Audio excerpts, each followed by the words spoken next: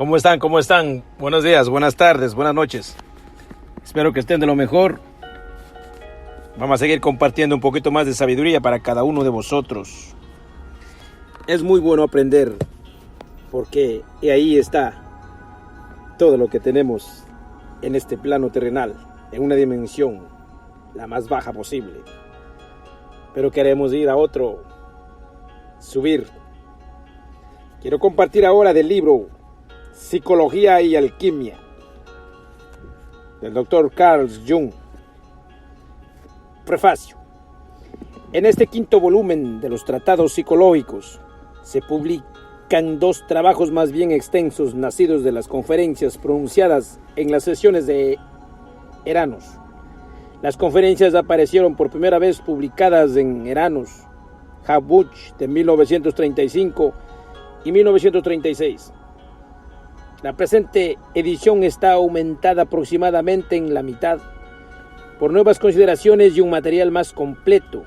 Asimismo, el propio texto se corrigió en diversos aspectos y quedó parcialmente dispuesto de manera diferente.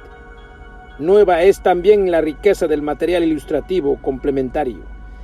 El gran número de las ilustraciones anexas al texto se justifica por el hecho de que las imágenes simbólicas corresponden, por así decirlo, a la esencia de la estructura mental alquímica, lo que la palabra escrita solo podía expresar imperfectamente o lo que en modo alguno podía expresar. El alquimista la confió a las figuras que, si bien hablan en lenguas extrañas, lo hacen, empero, frecuentemente con mayor claridad que lo que podía hacerlo la torpeza de los conceptos filosóficos que manejaba.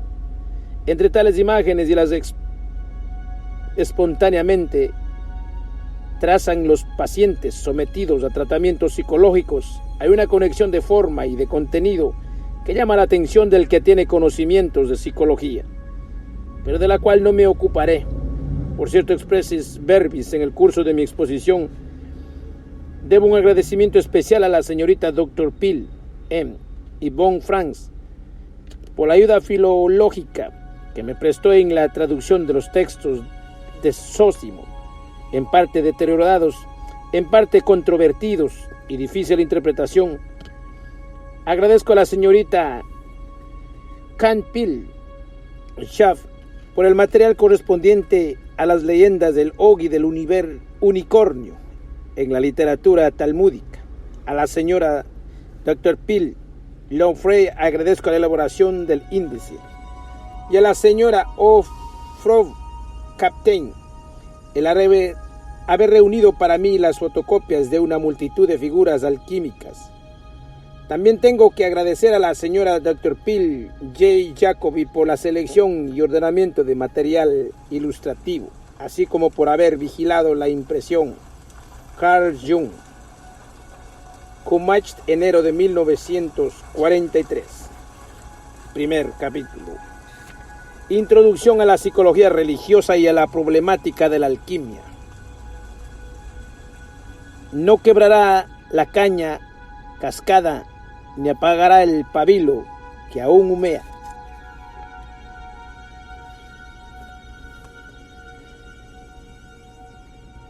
En una figura, una pareja de alquimistas que, arrodillados junto al horno, imploran la bendición de Dios.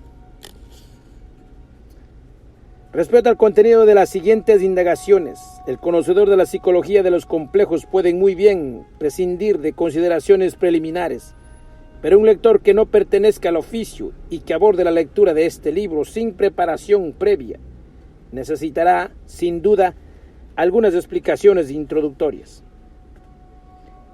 El concepto de proceso de individuación, por una parte, y por otra el de alquimia, son cosas que parecen tan distanciadas la una de la otra que en el primer momento resulta imposible imaginar un puente que las una. A ese lector le debo, pues, algunas explicaciones, especialmente porque, con motivo de la publicación de mis conferencias, comprobé algunos hechos de los cuales tuve que inferir cierta desorientación por parte de mis críticos. Lo que hay a decir respecto de la esencia del alma humana son ante todo observaciones realizadas en el hombre. A tales observaciones se reprochó el que se refirieran a experiencias desconocidas o bien difícilmente accesibles, Es un hecho extraño, pero con el que se encuentra uno continuamente, el que todo el mundo, aun los prófanos más incompetentes, cree estar perfectamente al tanto de la psicología, como si la psique constituyera el terreno que goza del conocimiento más general. Pero el que conozca verdaderamente el alma humana estará de acuerdo conmigo si afirmo que ella representa uno de los objetos más oscuros y misteriosos que se ofrecen a nuestra experiencia. Nunca se acaba de aprender en este dominio. En mi actividad práctica, casi no paso un solo día sin que tope con algo nuevo e inesperado. Desde luego que mis experiencias no se refieren a hechos corrientes, superficiales y cotidianos, pero están al alcance de cualquier psiquiatra que se ocupe de este dominio especial. Por eso me parece por lo menos absurdo el que se me reproche, en cierto modo, que las experiencias de que hablo sean desconocidas. No me siento responsable de la insuficiencia de los conocimientos psicológicos de los prófanos. En el proceso analítico, esto es, en la discusión dialéctica entre lo consciente y lo inconsciente, existe un desarrollo, un progreso hacia una finalidad o un fin, cuya naturaleza, difícil de desentrañar, me ocupó durante muchos años. Los tratamientos psicológicos alcanzan un fin en todas las fases posibles de su desarrollo, sin que tenga uno la sensación de que se haya alcanzado también una finalidad. Se verifican finales típicos, transitorios. Primero, después de recibir un buen consejo. Segundo, después de haber hecho una confesión más o menos completa, pero de todos modos suficiente. Tercero, después de haber reconocido un contenido esencial, hasta entonces inconsciente, pero que, una vez hecho consciente, aporta como consecuencia un nuevo impulso de vida o de actividad. 4. Después de liberarse de la psique infantil mediante un trabajo más bien largo. 5. Después de haber encontrado un nuevo modo racional de acomodación a condiciones del mundo circundante, tal vez difíciles o no habituales. 6. Después de la desaparición de síntomas dolorosos. 7. Después de un cambio positivo del destino, como por ejemplo un examen, un noviazgo, un casamiento, un divorcio, un cambio de profesión, etc.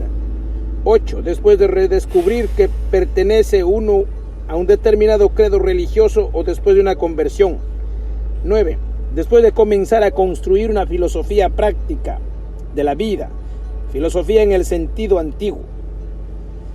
Si bien en esta enumeración pueden introducirse múltiples modificaciones y agregados, en términos generales quedan expresadas las situaciones principales en las cuales el proceso analítico o psicoterapéutico llega a un fin transitorio o en ocasiones también a un fin definitivo. Ahora bien, la experiencia muestra que existe, empero, un número relativamente grande de pacientes en quienes la terminación exterior del trabajo con el medio en modo alguno significa también el fin del proceso analítico. Más bien ocurre que la discusión con el inconsciente continúe y que continúe de un modo semejante al que se da en aquellos que no se sometieron al tratamiento médico. Cuando después de varios años encuentra uno a tales pacientes, se entera de la historia, a menudo notable, de sus ulteriores transformaciones. Esas experiencias fueron las primeras que me confirmaron la suposición de que en el alma, por así decirlo, independientemente de las condiciones exteriores, se verifica un proceso que busca una finalidad, y me liberaron de la preocupación de que yo mismo podía ser la única causa de un proceso psicológico impropio, y por eso mismo acaso también contrario a la naturaleza, y esa preocupación no dejaba de justificarse cuando ninguno de los argumentos de las 9 categorías que mencioné conseguía que ciertos pacientes terminaran el trabajo analítico. Es más, ni siquiera lo conseguían a conversión religiosa, por no hablar de la supresión, así más asombrosa, de los síntomas neuróticos. Precisamente casos de este último género me hicieron comprender claramente que con el tratamiento de las neurosis se presenta un problema que está más allá de lo puramente médico y que los conocimientos puramente médicos no pueden en modo alguno dar cuenta de él. En recuerdo de los primeros tiempos del análisis de lo que pronto nos separará, ya medio siglo, y de sus concepciones pseudobiológicas y depreciaciones del proceso de desarrollo psíquico, se emplean todavía expresiones como fuga de la vida, apego a la transmisión, autoerotismo y otras muchas, todas ellas igualmente poco felices, para indicar la imposibilidad de liberarse del trabajo analítico. Y si bien es cierto que todas las cosas pueden considerarse de dos lados, Una valoración negativa en el sentido de la vida solo es lícita cuando se ha demostrado que realmente no puede encontrarse nada positivo en el llamado. Quedar adherido. La comprensible impaciencia del médico no demuestra por sí misma nada.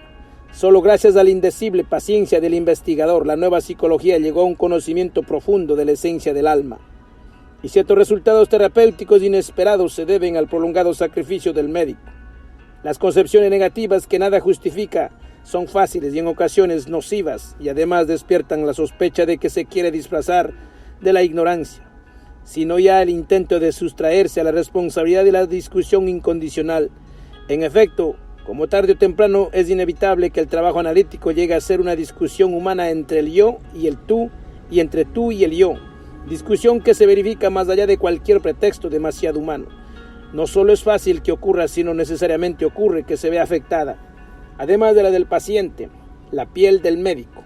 Y hasta que tal afectación alcance más abajo de la piel, nadie puede tocar fuego o veneno sin que quede afectada, por lo menos alguna parte menos resistente de su cuerpo. Y lo cierto es que el verdadero médico nunca está al margen de la enfermedad del paciente, sino metido en ella. Ese llamado, quedar adherido, puede ser para ambas partes indeseable, incomprensible y, es más aún, insoportable, sin que ello demuestre que sea negativo en el sentido de la vida. Por el contrario, hasta puede ser un hanging on de valor positivo, y que si bien por una parte significativa, una dificultad aparentemente insuperable. Por otra, empero y precisamente por ese motivo representa una situación única en su especie, que demanda un esfuerzo supremo y que por ende exige que entre en juego la totalidad del hombre. Hasta podría decirse que, por un lado, el paciente inconsciente o imperturbable va buscando el problema, en última instancia insoluble, y que, por otra parte, el arte y la técnica del médico hacen cuando pueden para ayudarlo. Ars totum requiret hominem, exclama un antiguo alquimista, y precisamente lo que se busca es el homo totus. Los esfuerzos del médico y la búsqueda del paciente apuntan hacia esta totalidad del hombre oculta, no manifestada aún, que es el propio tiempo del hombre más grande y el hombre futuro. Pero desgraciadamente el camino que lleva a la totalidad está constituido por sendas intricadas, por rodeos determinados por el destino. Es una vía longísima que no sigue una línea recta, sino una línea serpenteada, que une los opuestos y que hace recordar los caduceos indicadores de caminos. Es un sendero cuyos recodos laberínticos no están exentos de horrores. En este camino es donde se verifican las experiencias que la gente se complace en llamar difícilmente accesibles. Su carácter inaccesible estriba solo en que tales experiencias son costosas, exigen aquello que el hombre más teme dar. Eso es la totalidad de la que continuamente se está hablando y sobre la que se teoriza infinitamente, pero que en la realidad de la vida se evita con grandes rodeos. Infinitamente más simpática es la usual psicología de los compartimientos estancos, en la cual una cámara no sabe lo que hay en la otra. Me temo que no pueda hacerse responsable de este estado de cosa la inconsciencia e impotencia de los individuos, sino que también es preciso hacer responsable de ello a la educación psíquica general del hombre europeo. Esta educación no es solo cuestión de competencia, sino también de la esencia de las religiones dominantes. En efecto, solo estas, antes que cualquier sistema racionalista, se refieren en igual medida al hombre exterior y al hombre interior. Puede reprochárselo al cristianismo un desarrollo retardado. Si quiere uno disculpar su propia insuficiencia, no quiero caer en el error de afirmar que el cristianismo es la causa de aquello de que es ante todo responsable la torpeza del hombre. No me refiero pues a la comprensión íntima y mejor del cristianismo, sino a ese fenómeno superficial y a ese fatal equívoco que todos tenemos ante nuestra vista, la exigencia de la imitatio Christi, esto es, seguir el modelo para llegar a ser semejante a él.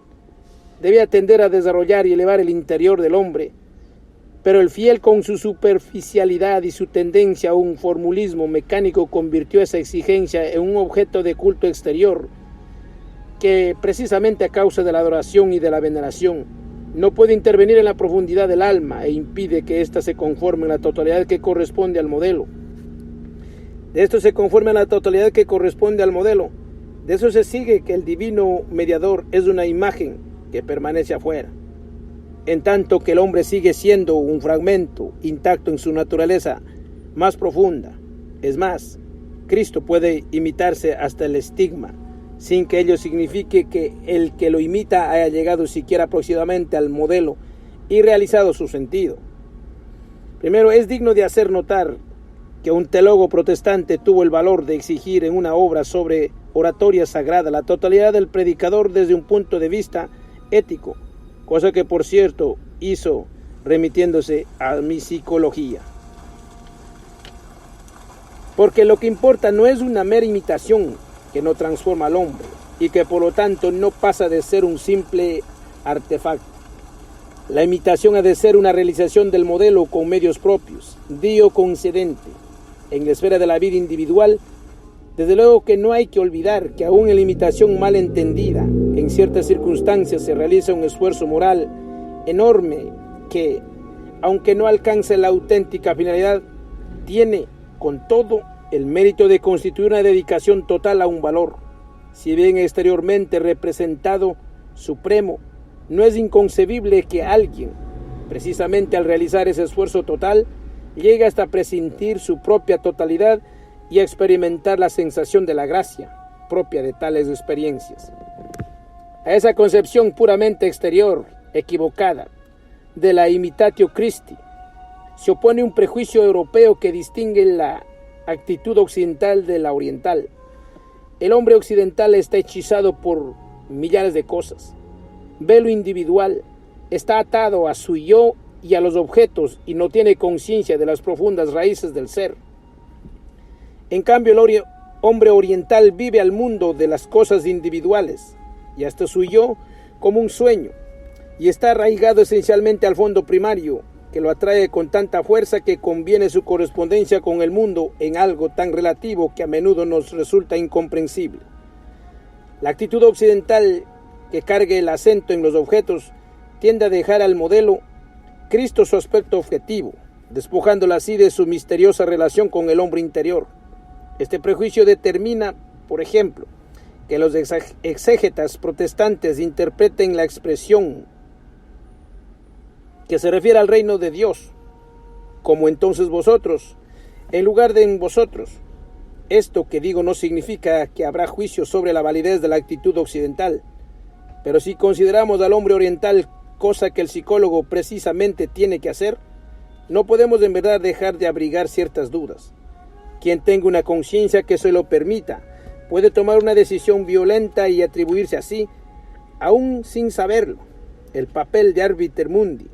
Personalmente prefiero abrigar el precioso don de la duda, porque la duda deja intacta la virginidad de la inconmensurable figura.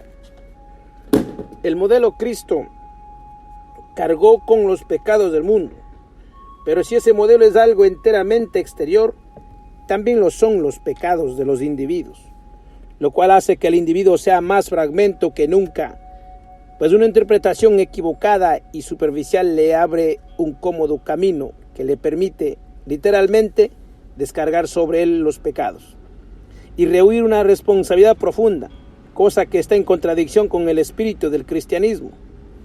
Este formalismo y esta inercia indulgente no solo fueron una de las causas de la Reforma, sino aún hoy se da en el seno del protestantismo. Si el valor supremo, Cristo, y la suprema falta de valor, pecado, son exteriores, el alma queda vacía, le falta la bajeza suprema y la altura suprema. La actitud oriental, particularmente de los indios, procede de la inversa. La suprema altura y la suprema bajeza están en el sujeto, que es trascendental. De esta suerte, la significación del Atman, del Selbst, aumenta infinitamente. En cambio, en el occidental, el valor del Selbst desciende a cero. De ahí proviene la general subestimación del alma en el occidente. Quien habla de la realidad del alma se ve acusado de psicologismo. De psicología debe hablarse en la clave del solamente. La concepción según la cual existen factores psíquicos que corresponden a figuras divinas supone la depreciación de estas. Pensar que una experiencia religiosa es un proceso psíquico raya en la blasfemia, porque argumentan muchos, una experiencia religiosa no es solamente psicológica. La psique es solamente naturaleza, de manera que de ella no puede surgir nada religioso, se dice.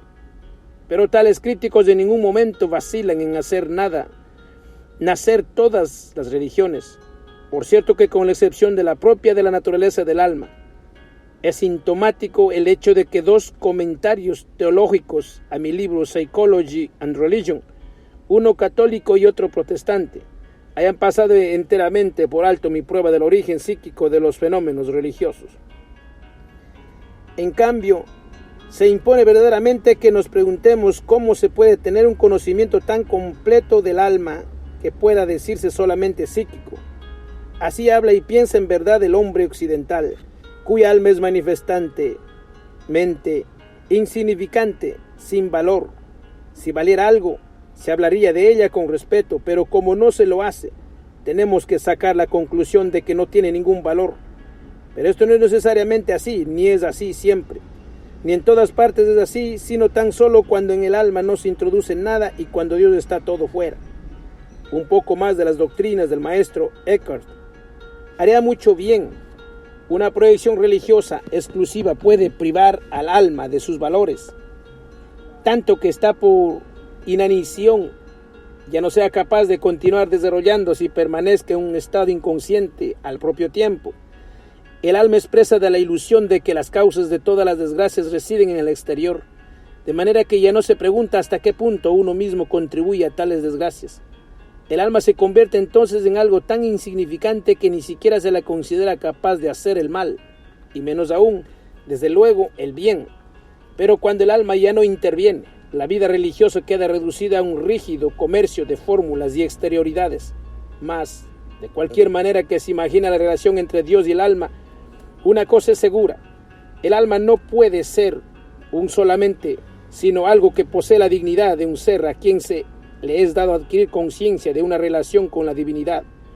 Y si tal relación no fuera más que la de una gota respecto del mar, lo cierto es que en el mar no existiría sin la multitud de gotas.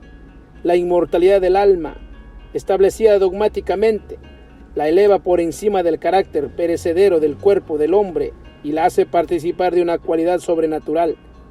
Su importancia supera un mucho del hombre consciente, moral, y lo supera en tal medida que, a decir verdad, el cristiano debería tener prohibido considerar el alma como un solamente. Primero, el alma corresponde a Dios, así como el ojo al sol. Nuestra conciencia no abraza el alma.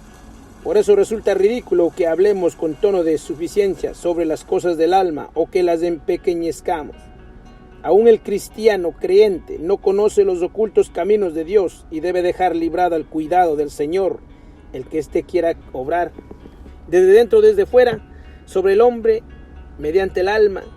Por eso el creyente no le es lícito poner en tela de juicio el hecho de que existan somnia adeu missa, sueños enviados por Dios, e iluminaciones del alma que en modo alguno pueden atribuirse a causas exteriores. Sería una blasfemia sostener que Dios se revela en todas partes, menos en el alma humana.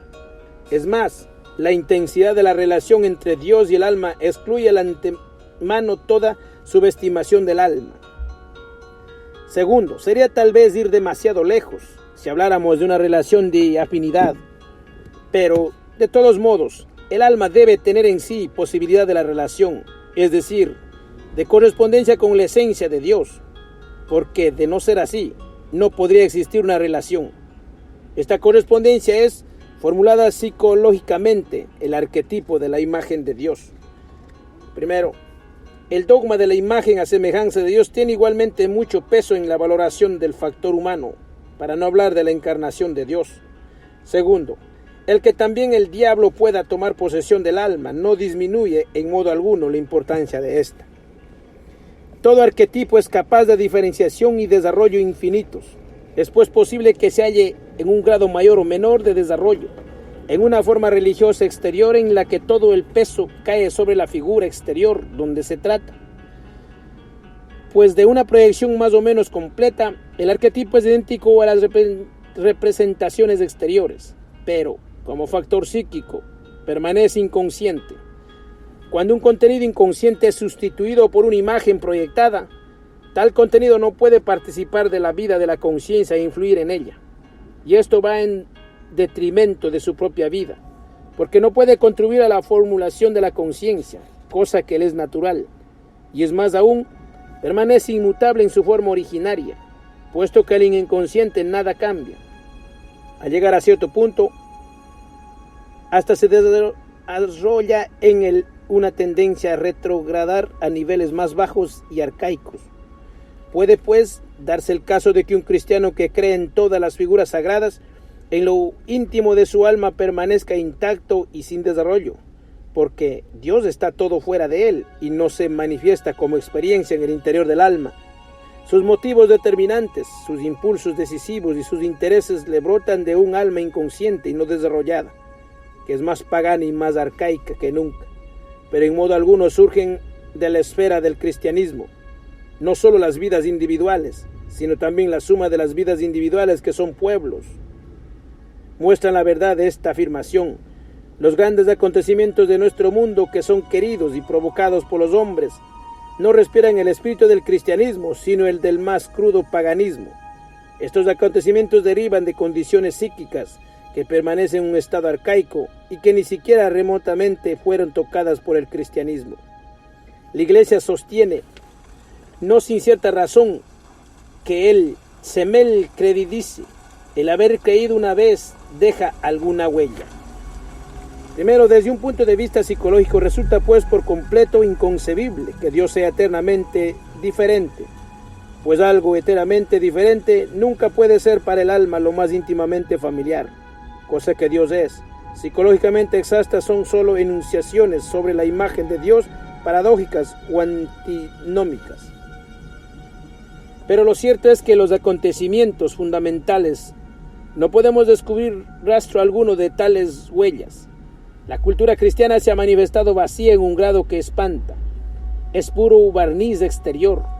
En cambio, el hombre interior quedó intacto y sin experimentar cambio alguno. El estado del alma no corresponde a lo que se cree exteriormente. En su alma el cristianismo no marchó al mismo paso con que se produjo el desarrollo exterior. Sí, exteriormente todo está en las imágenes y en las palabras, en la iglesia y en la Biblia. Pero en el interior del hombre no hay nada. En su interior gobiernan más que nunca divinidades arcaicas. Esto significa que la correspondencia interior de la imagen exterior de Dios está, a causa de la falta de cultura psíquica, sin desarrollar, y que por lo tanto se quedó en el paganismo. Cierto es que la educación cristiana hizo lo humanamente posible, pero no bastó. Demasiado pocos son los hombres que experimentaron que la figura divina constituye la más íntima propiedad de su alma. Solo encontraron a Cristo en el exterior, pero nunca lo vieron surgir de su propia alma. De ahí que en el alma reine aún el más oscuro paganismo, que inunda en parte con una claridad que ya no puede negarse, y en parte a través de velos demasiado raídos, el llamado mundo de la cultura cristiana. Con los medios empleados hasta ahora, no se logró cristianizar el alma hasta el grado de que, por lo menos, las más elementales exigencias de la ética cristiana ejercieran alguna influencia decisiva sobre la actitud fundamental del europeo cristiano. Verdad es que las misiones cristianas predican el evangelio y los pobres paganos, más los paganos interiores que pueblan a Europa, aún no oyeron hablar del cristianismo. El cristianismo tiene necesariamente que volver a empezar desde el principio, si aspira a cumplir su elevada misión educativa. Mientras la religión continúe siendo solo una creencia en una forma exterior, y mientras la función religiosa no se convierte en una experiencia del alma, no habrá ocurrido nada esencial. Es menester comprender aún que el mysterium magnum no existe solo en sí mismo, sino que se funda también y principalmente en el alma humana. El que no sepa esto por experiencia podrá ser un hombre sumamente docto en teología, pero no tiene la menor idea de lo que es la religión, y menos aún la educación del hombre. Mas cuando demuestro que el alma, por su naturaleza, posee una función religiosa, y cuando postulo que la misión más elevada de toda educación, me refiero a la de los adultos, consiste en llevar a la conciencia este arquetipo de la imagen de Dios, o bien sus irradiaciones y efectos. Es precisamente cuando la teología me toma de un brazo y me acusa de psicologismo. Si no supiera por experiencia que en el alma existen valores supremos, aparte de los igualmente existentes, la psicología no me interesaría absolutamente nada, puesto que el alma no sería sino un mísero humo. Pero, por centenares y centenares de experiencias, sé que no es tal, sino que más bien contiene la correspondencia de todas las cosas que el dogma formuló, y aún algunas otras más, circunstancia que precisamente da al alma la capacidad de ser el ojo al cual ha sido dado contemplar la luz. Esto supone una extensión inconmensurable y una profundidad insondable en el alma. Se me ha reprochado que yo, deificada el alma, no fui yo, sino Dios mismo quien la deificó. No fui yo quien inventó una función religiosa del alma, sino que sencillamente presenté los hechos que demuestran que el alma es naturaliter religiosa. Esto es, que posee la función religiosa, una función de que yo no la doté con mis interpretaciones, sino que ella misma produce sin que la mueva a ello ninguna clase de opiniones o sugestiones. En su ceguera, que es realmente trágica, estos teólogos no ven que no se trata de demostrar la existencia de la luz, sino de que hay ciegos que no saben que sus ojos podrán ver algo. Es preciso que alguna vez nos demos cuenta de que de nada sirve predicar y alabar la luz cuando nadie puede verla. Más bien sería necesario enseñar a los hombres el arte de ver. Es notorio que existen demasiadas personas incapaces de establecer una relación entre las figuras sagradas y su propia alma. Es decir, que no pueden ver hasta qué punto pueden ver en lo inconsciente imágenes correspondientes. Para hacer posible esta visión interior, se impone abrir el camino a la posibilidad de ver. Ahora bien, ¿cómo pueda hacer esto sin psicología? Es decir, sin tocar el alma. Es algo que, lo confieso abiertamente, no consigo comprender. Otro equívoco, lleno asimismo de graves consecuencias, consiste en atribuir a la psicología la intención de presentarse como una doctrina nueva y naturalmente herética. Primero, Tertuliano, Anima Naturalis Cristiana. Segundo, puesto que aquí se trata de una cuestión de esfuerzos humanos, prescindo de considerar los actos de la gracia, que están más allá del alcance del hombre. Si enseñamos a una persona hasta ahora ciega a ver poco a poco, no podemos esperar que descubra enseguida, como mirada la de águila, nuevas verdades. Hemos de contentarnos si consigue ver algo y si de alguna manera comprende lo que ve.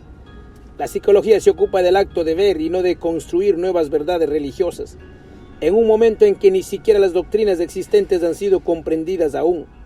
Es sabido que en la materia de religión no puede comprenderse nada que no se haya experimentado interiormente. Solo en la experiencia íntima se revela la relación del alma con lo exteriormente mostrado y predicado, como un parentesco y correspondencia, análogos a los de Sponsus y Sponsa.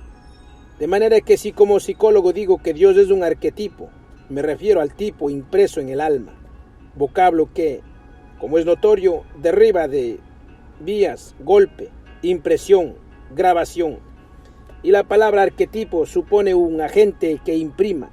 La psicología como ciencia del alma tiene que limitarse a su objeto específico y guardarse por ello de sobrepasar sus límites con afirmaciones metafísicas o cualquier manifestación de fe.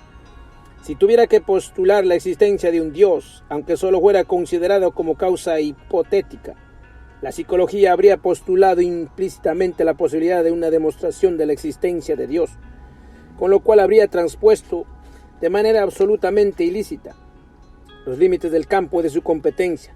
La ciencia solo puede ser ciencia. No existe ninguna confesión de la científica, ni otras parecidas contradicciones en adiecto. Sencillamente no sabemos, en última instancia, de dónde hacer derivar el arquetipo, así como no conocemos el origen del alma. El campo de competencia de la psicología como ciencia empírica solo llega a establecer si es lícito o no. Por ejemplo, llamar imagen de Dios al tipo encontrado en el alma, basándose en indagaciones comparadas. La psicología no enuncia, ni positiva ni negativamente, la posible existencia de Dios, así como el arquetipo del héroe no implica la existencia de un héroe. Ahora bien, si en virtud de mis investigaciones psicológicas estoy en condiciones de demostrar la existencia de ciertos tipos psíquicos y su analogía con conocidas representaciones religiosas, ello nos ofrece la posibilidad de un acceso a esos contenidos experimentables que manifiesta e indudablemente constituyen las bases empíricamente aprehensibles de la experiencia religiosa. El creyente tiene la libertad de admitir cualquier explicación metafísica del origen de esas imágenes, pero no el intelecto, que está obligado a atenerse estrictamente a los principios de explicación científica y a evitar todo paso que lo lleve a transponer los límites de las posibilidades del saber. Nadie puede impedir a la fe que admita como causa primera a Dios, al Purusha, al Atman o al Tao, y que así supere de un golpe la insatisfacción última del hombre. La ciencia, en cambio, realiza un trabajo diligente. La ciencia no va a asaltar el cielo, pero si se deja arrastrar a cometer esa extravagancia, se corta ella misma la rama del árbol en que estaba sentada. Ahora bien, es un hecho el que el conocer y experimentar la existencia de estas imágenes interiores abre tanto al entendimiento como al sentimiento un acceso a esas otras imágenes que la doctrina religiosa presenta al hombre. Quiere decir entonces que la psicología hace lo contrario de lo que se le reprocha. Crea posibilidades de comprender mejor las cosas que existen y enseña a ver el sentido de los dogmas. La psicología, pues, no destruye absolutamente nada, sino que ofrece nuevos habitantes a una casa vacía. Por múltiples experiencias puedo confirmar esto que digo personas que llegaron a la apostasía, o cuya fe se había enfriado y pertenecientes a los más distintos credos, encontraron nuevo acceso a sus antiguas verdades.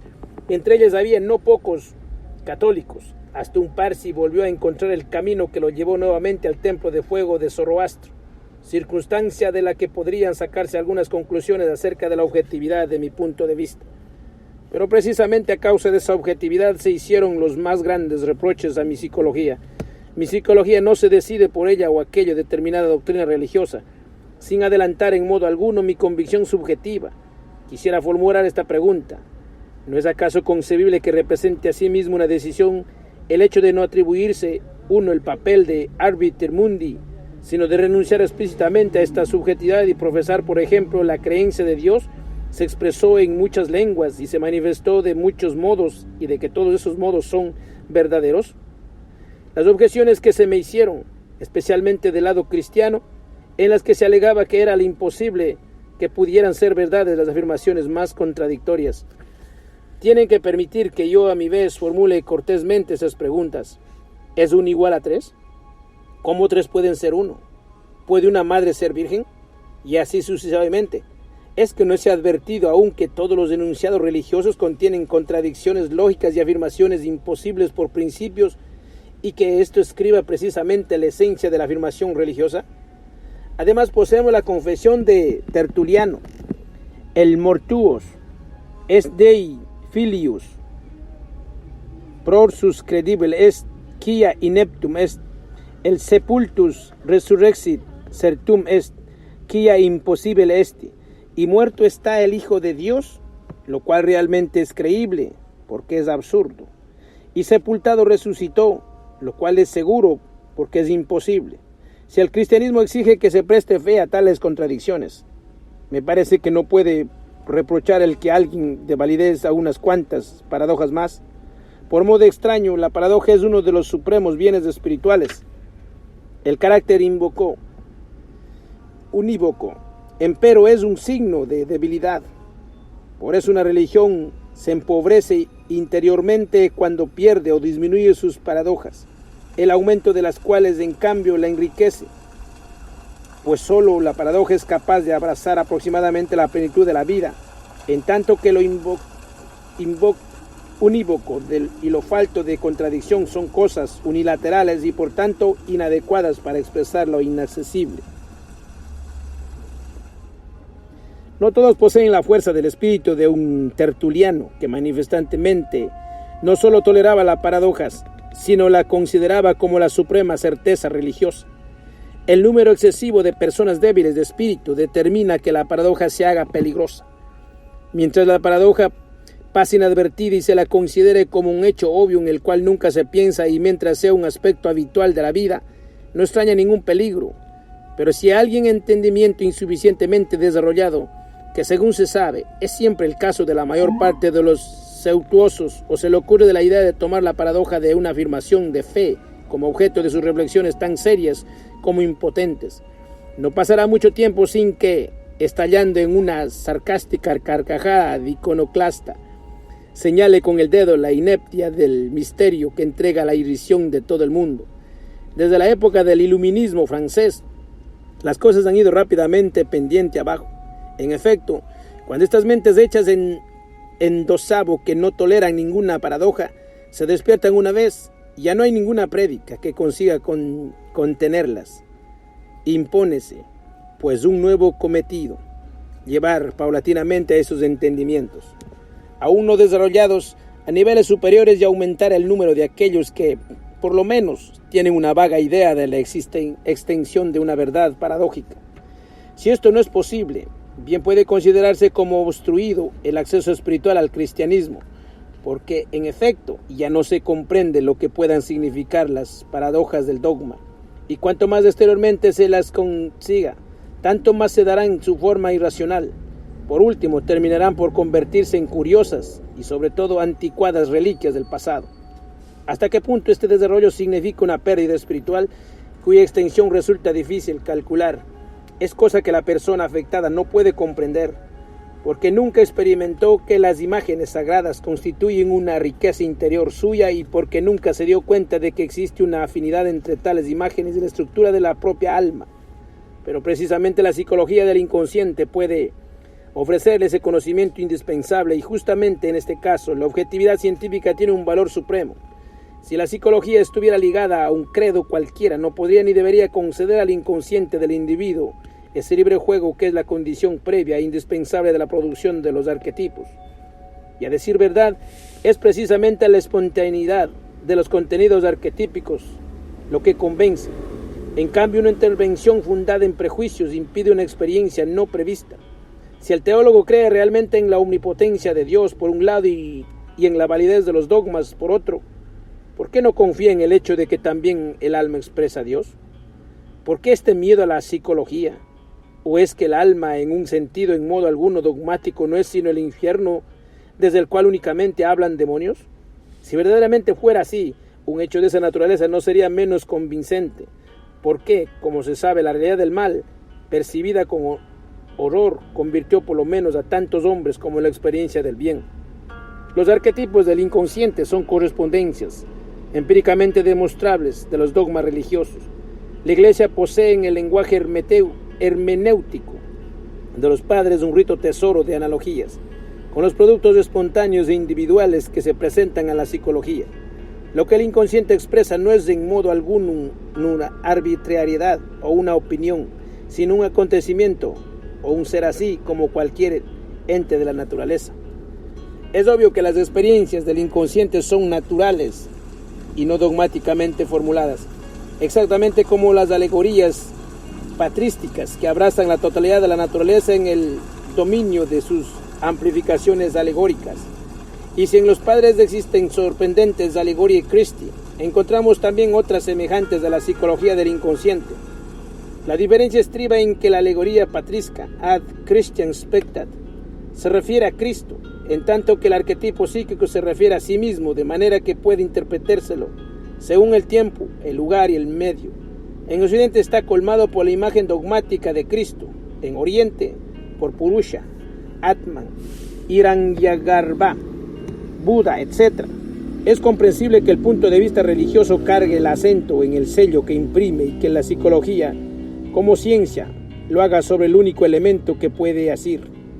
Esto es sobre la impresión misma. El punto de vista religioso concibe el tipo como efecto del sello. El científico, en cambio, lo concibe como símbolo de un contenido que no puede aprehender y que le es desconocido.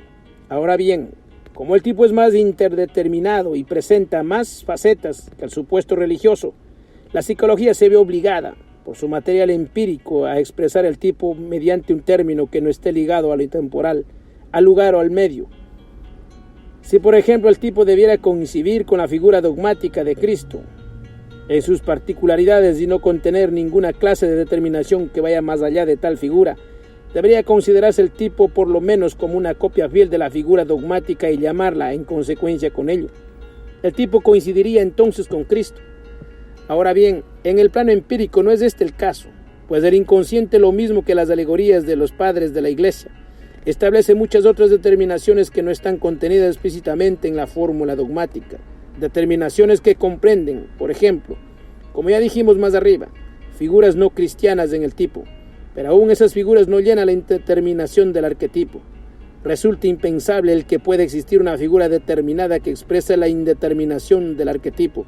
En consecuencia, me vi obligado a dar al arquetipo correspondiente al nombre psicológico de Selbst, concepto por una parte suficientemente determinado para expresar la noción de la totalidad del hombre, y por otra parte suficientemente indeterminado para expresar el carácter indescriptible e indeterminable de la totalidad. Estas cualidades paradójicas del concepto corresponden al hecho de que la totalidad consiste por una parte en el hombre consciente y por otra en el hombre inconsciente. Pero el caso es que este último no se pueden indicar ni los límites ni las determinaciones. En el uso científico del término, el Selbst no señala ni a Cristo ni a Buda, sino más bien a la totalidad de figuras correspondientes. Y cada una de esas figuras es un símbolo del Selbst. Esta manera de expresar responde a una necesidad del pensamiento de la psicología científica y en modo alguno significa un prejuicio trascendental. Por el contrario, como ya dije más arriba, este punto de vista objetivo ofrece a uno la posibilidad de decidirse por la determinación Cristo, a otro por la determinación Buda, etc. Quien se escandalice a causa de tal objetividad tendría que reflexionar que sin ella es imposible una ciencia. Poner en tela de juicio el derecho de la psicología tiene la objetividad significa una tentativa, muy fuera de época, de apagar la luz de la vida de una ciencia. Aun cuando tan insensato intentó llegar a la realizarse, ello no haría sino aumentar más la distancia, y ahora catastrófica, que hay entre el intelecto prófano, por una parte, y la iglesia y la religión, por otra. No solo es comprensible, sino que además constituye una absoluta raison d'être, el que una ciencia se concentre en relativa exclusividad sobre su objetivo propio, como el concepto del Selbst, reviste un interés capital para la psicología. Esta piensa como es natural, en un sentido inverso de la teología. Para la primera, las figuras religiosas se refieren al Selbst. Para la segunda, en cambio, el Selbst apunta hacia la representación capital de la teología. Esto quiere decir que la teología podría en todo caso entender el Selbst psicológico como una alegoría de Cristo. Desde luego que esta oposición resulta irritante, pero desgraciadamente es inevitable, a menos que no se niegue a la psicología el derecho a la existencia. Por eso apela a la tolerancia. No puede superarse esta oposición, pero a la psicología no lo resulta muy pesado el tolerarla, pues en su condición de ciencia no tiene pretensiones totalitarias. El símbolo de Cristo tiene suma importancia para la psicología, porque es tal vez, junto con la figura de Buda, el símbolo más desarrollado y diferenciado del Selbst. Esta es cosa que podemos apreciar en la extensión y contenido de las manifestaciones hechas sobre Cristo, que corresponden en muy alto grado a la fenomenología psicológica del Selbst, aunque ellas no comprendan en sí todos los aspectos de este arquetipo, y precisamente esa extensión incalculable puede considerarse como una desventaja respecto a la determinación de una figura religiosa. Pero formular juicios de valor no es cometido que corresponda a la ciencia. El Selbst no solo es indeterminado, sino que además, por modo paradójico, contiene el carácter de la determinación y hasta la unicidad. Tal vez este sea uno de los motivos por los cuales precisamente aquellas religiones que tuvieron como fundadores o personalidades históricas se convirtieran en religiones universales, como por ejemplo el cristianismo, el budismo y el islamismo. El incluir la personalidad humana en la unicidad, y especialmente al estar unida con la naturaleza divina, no determinable, corresponde al elemento absolutamente individual del Selbst, que une lo que se produce solo una vez con el eterno, y lo particular con lo más general. El Selbst es una unión de los opuestos. Ello es lo que distingue esencialmente este símbolo del cristianismo. La androgenia de Cristo es la concesión extrema que hizo la Iglesia a la problemática de los opuestos. La contraposición de lo luminoso y lo bueno por un lado y de lo oscuro y malo por otro quedó abandonada abiertamente a su conflicto, en cuanto Cristo representa el bien sin más y el opositor de Cristo, el diablo, representa el mal. Esta oposición es propiamente el verdadero problema universal que aún no ha sido resuelto. El self, empero, es una paradoja absoluta, pues desde cualquier punto de vista que se le considere, representa tesis y antítesis, y al propio tiempo síntesis. La documentación psicológica que prueba esta afirmación mía es abundante, solo que me resulta imposible exponerla aquí en extenso. Remito pues al conocer de estas cuestiones al simbolismo de los mandalas. El arquetipo aproximado a la conciencia mediante la indagación de inconsciente pone al individuo, pues, frente a la abismal oposición de la naturaleza humana y con ello le ofrece la posibilidad de vivir una experiencia absolutamente inmediata de luz y de tinieblas, de Cristo y del demonio. En el peor o en el mejor de los casos, trátase propiamente solo de una posibilidad y no de una garantía total, puesto que con nuestros medios humanos no podemos provocar con carácter de necesidad de experiencias de esta índole. Hay que tener en cuenta factores que escapan a nuestro gobierno.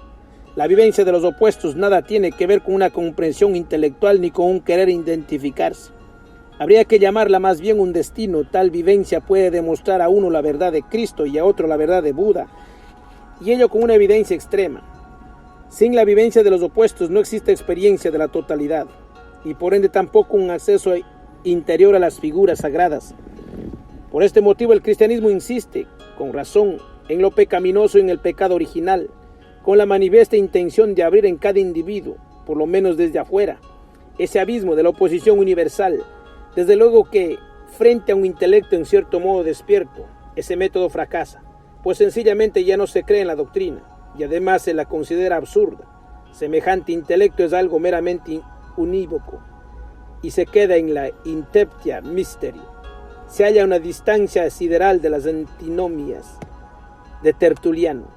Es más, ni siquiera puede soportar el sufrimiento que comporta tal oposición. Es sabido que mediante rigurosos ejercicios y algunas prédicas de las misiones por el lado católico y mediante la educación protestante, que en cierto modo siempre anda humeando pecados, se producen daños psíquicos que no llevan al reino de Dios, sino a los consultorios de los médicos, a pesar de que la comprensión de los opuestos es indispensable. Prácticamente son pocos los que pueden soportarla, circunstancia que no escapó a la experiencia de los confesionarios. Una reacción paliativa contra esto la constituye el probabilismo moral, que se propone evitar que el alma quede sofocada por el pecado y que fue con tanta frecuencia atacado por los más diversos sectores. Primero, piénsele lo que se quiere sobre este fenómeno. Una cosa es segura: contiene en medio de todo una gran dosis de humanidad y comprensión de las debilidades humanas, lo cual compensa el carácter insoportable de la antinomia. Real Enciclopedia de 1905, página 16, página 67, de la siguiente definición. En general se llama probabilismo al modo de pensar que en la respuesta a cuestiones científicas se da por contento con un grado mayor o menor de probabilidad.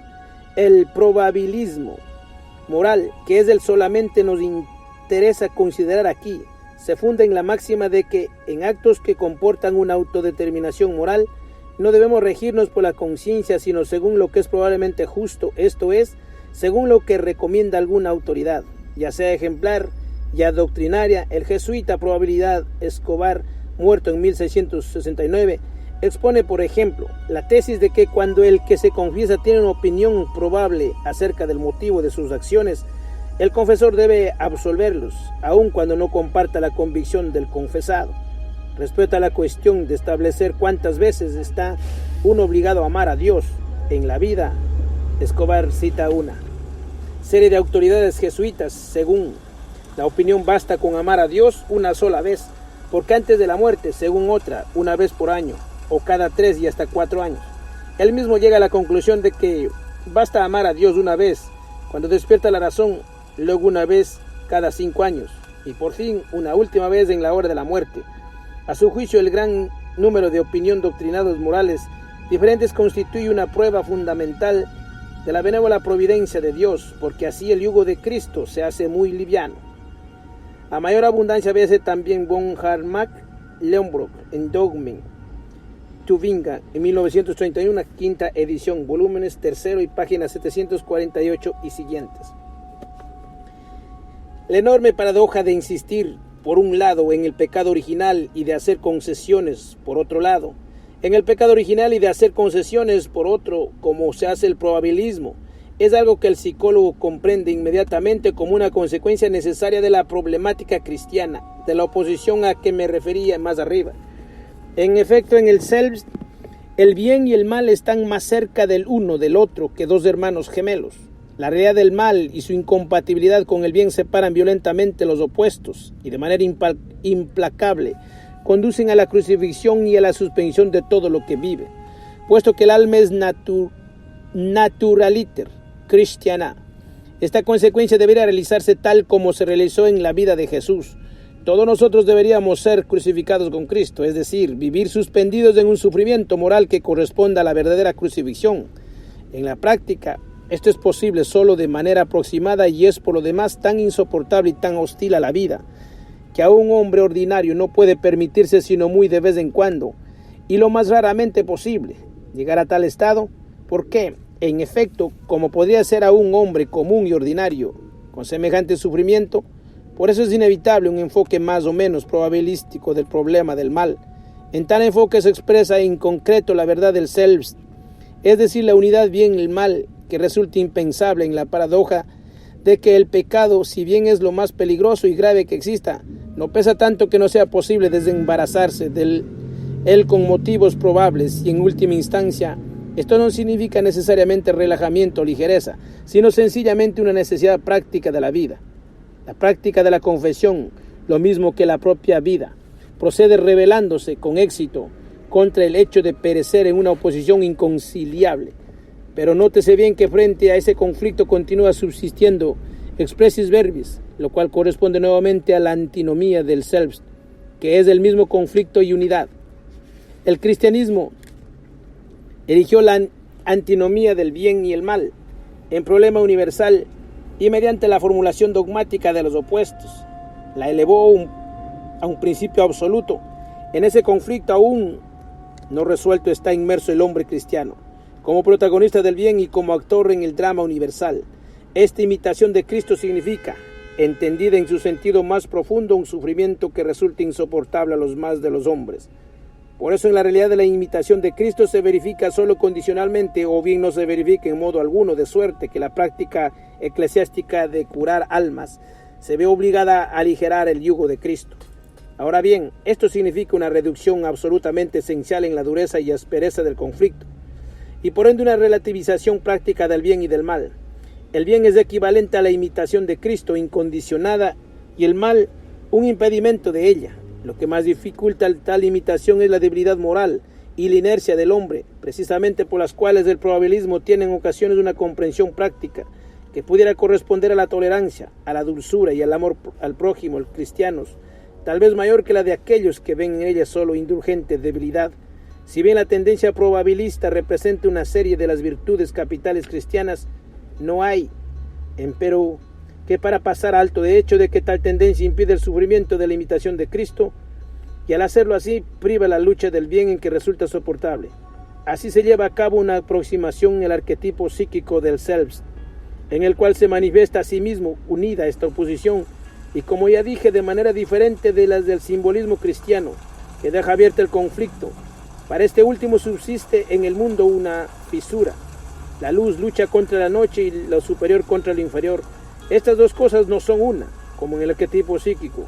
Si bien el dogma rechaza con horror el pensamiento de que dos sea uno, sin embargo, como ya vimos, la práctica religiosa hace posible la realización aproximada del símbolo psicológico natural, esto es, del Selbst, unido a sí mismo. En cambio, el dogma insiste en el hecho de que 3 es 1, pero rechaza que 4 sea 1. Como es sabido, los números impares son, desde la más remota antigüedad, y no solo entre nosotros, sino también en China, masculinos, en tanto que los pares son femeninos. de manera que la Trinidad es una divinidad explícitamente masculina. Por eso la androgenia de Cristo y la particular posición y veneración de la Madre de Dios no constituye un perfecto equivalente. Bueno, amados hermanos, he compartido un poquito de este libro maravilloso para cada uno de vosotros, pues, y que sigamos caminando en esa esencia pura. Gracias por escuchar. Que tengan un hermoso día. Bye bye.